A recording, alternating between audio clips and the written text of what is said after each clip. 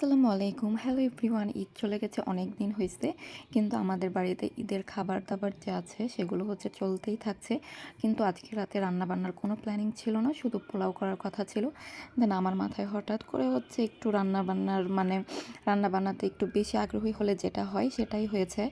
আমি ভাবলাম যে যেহেতু একটু মাংস আছে তাহলে আমি একটু চপ করি। বেগুন ভাজাটা অলওয়েজ সবাই অনেক বেশি পছন্দ করে। সেটার সাথে পোলাওয়ের কম্বিনেশনটা অনেক বেশি যায়। সেজন্য হচ্ছে চপ আর হচ্ছে বেগুন ভাজাটা করেছিলাম আর তার সাথে অনেক মজার একটা সালাদ করেছিলাম সবার জন্য। একটা জিনিস সেটা হচ্ছে আজকে কিন্তু বেগুন ভাজাটা আমি হচ্ছে সরিষার তেল, হলুদ, মরিচ, লবণ দিয়ে মাখিয়ে রেখেছিলাম, যার কারণে খুবই সুন্দর একটা স্মেল আসছিল। আর ইদানিং হচ্ছে আমি খুব বেশি সাদা পোলাও রান্না করছিলাম, কিন্তু আগে যেটা করতাম এরকম মটরশুঁটি গাজর দিয়ে রান্না করতাম, সেটা হচ্ছে অন্যরকম একটা ফ্লেভার বা টেস্ট লাগতো। সাদা পোলাওয়ের স্মেলটাই হচ্ছে অন্যরকম। আমি যখনই রান্না করব, রান্না শেষ করে অলওয়েজ আমি কল সিঙ্ক সব কিছু অনেক সুন্দর করে ক্লিন করে রেখে যাই।